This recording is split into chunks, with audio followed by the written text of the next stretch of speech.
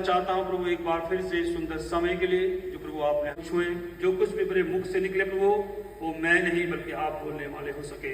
मुझे प्रभु अपने पवित्र आत्मा से परिपूर्ण करें। जैसे प्रभु आपने यिर्मयाह नबी के मुख में अपने वचनों को डाला था, मेरे मुख में भी प्रभु अपने वचनों को डाले, ताकि प्रभु इस वचनों के द्वारा प्रभु हमारे जीवनों में 30 गुना 60 गुना नहीं बल्कि 100 गुना फल आ सके।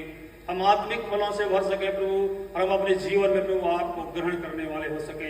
हम केवल नाम के निमित्त हूँ, लेकिन प्रभु आपके नाम के निमित्त प्रभु हम चलने वाले हो सके। प्रभु अपने जीवनों को प्रभु हम परिवर्तित करने आ सके। विशेष करके प्रभु जितने भी आज यहाँ पर भाई बहन, जितने भी प्रभु आज आपके बेटे और बेटियां बैठी हैं प्रभु, सबसे प्रभु आप बातचीत करें। हमारे जीवन को प्रभु आप पलट दे, ताकि प्रभु हम आपके महिमा और आपकी स्तुति के नाम की नीति चलने वाले बन सकें।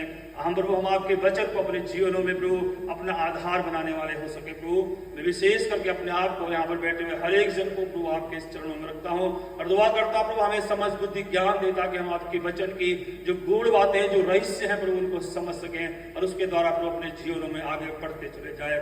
एक बार फिर से प्रभु अपने आप को प्रभु आपके हाथों में देते हुए इस वचन को प्रभु आपके हाथों में देते हैं। प्रभु आपसे विनती करता हूँ कि आप हमें प्रभु बुद्धि ज्ञान समझ दे, इसको समझने के लिए प्रभु सारा आदर और महिमा और जलाल प्रभु आपको देते। इस प्रार्थना को बड़े विश्वास के साथ अपने उद्धार करता प्रभु यीशु मसीह के नाम से मांगता हूँ, सुन कबूल करें, आमीन। क्या मैंने कि आपने कभी गंभीरता से अपने आप से पूछा है, कभी हमने पूछा है अपने आप से, हमने पूछा है कि परमेश्वर मुझसे क्या चाहता है?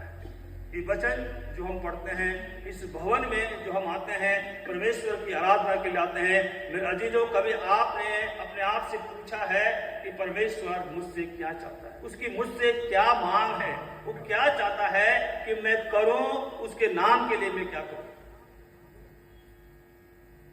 जैसा अभी 12वां वचन हम देखेंगे, यहाँ पर लिखा हुआ है कि हे इस्राएल, तेरा परमेश्वर यहोवा तुझसे इसके सिवा क्या चाहता है कि तू अपने परमेश्वर यहोवा का भय माने और उसके सारे मार्गों पर चले, उससे प्रेम रखे और अपने पूरे मन और अपने सारे प्राण से उसकी सेवा करे। मेरे अजीजों, ये मूसा ने इस्राएल के लोगों के लिए एक महत्वपूर्ण बात उसने शिक्षा दी थी, जो परमेश्वर ने मूसा से कहा था। वो उस समय इस्राएल था, लेकिन आज हम लोग भी इस्राएल हैं, लेकिन हम आत्मिक इस्राएल हैं। उस समय वो सांसारिक इस्राएल था, आज जो हम परमेश्वर के भवन में बैठे हैं, जो हम परमेश्वर के लोग हैं, हम आत्मिक इस्राएल है। इस चर्च की, इस कलीसिया की, हम लोगों की रचना मेरे अजीजों परमेश्वर ने की। परमेश्वर ने आपको और मुझे चुना है। जैसे वचन अभी हमने पढ़ा था, 15वां वचन यहाँ पर लिखा हुआ है कि तो भी यहोवा ने हमारे पूर्वजों से स्नेह और प्रेम रखा और उसके बाद तुम लोगों को जो उसकी संतान हो सब देशों के लोगों के मध्य से चुन लिया है।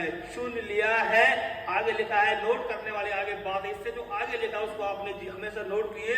वहां पर लिखा है कि जैसा कि आज के दिन प्रकट है, जैसे आज के दिन प्रकट है, हम सब लोग उसके चुने हुए हैं, हम आत्मिक इस्राएल हैं। उस समय वो सांसारिक इस्राएल के लिए, जो समय जो भौतिक इस्राएल था, उस भौतिक इस्राएल के लिए मूसा ने उन लोगों को समझा, लेकिन क्योंकि आज हम आत्मिक इस्राएल हैं, उसने आपके लिए और मेरे लिए, वो आपसे और मुझसे चाहता है कि वो हमसे क्या चाहता है। हमें सबसे बड़ी बात है कि हम परमेश्वर के लोग हैं, उसकी हम आराधना स्तुति करते हैं, उसके वचन को हम सुनते चले आए हैं, लेकिन अभी हमने गौर किया अपने आप को, कभी हमने गंभीरता से देखा है कि हमारा जो परमेश्वर है वो हमसे क्या चाहता है। एक बहुत महत्वपूर्ण प्रश्न है हमारे जीवनों के लिए, क्योंकि उस समय इस्राएल से पूछा गया था, इससे आज हमसे पूछा जाता है। जो हम सारे